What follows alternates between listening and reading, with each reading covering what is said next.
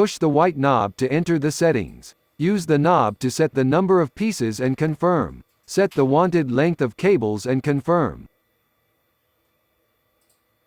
Press the green button to start cutting. Cutting is in progress. This flat cable cutting machine is developed on USB CNC controller PoKeys57U board.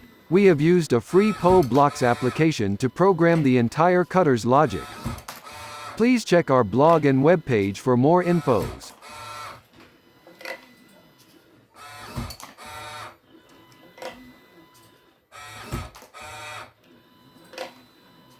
Press the green button if you want to pause or stop the cutting.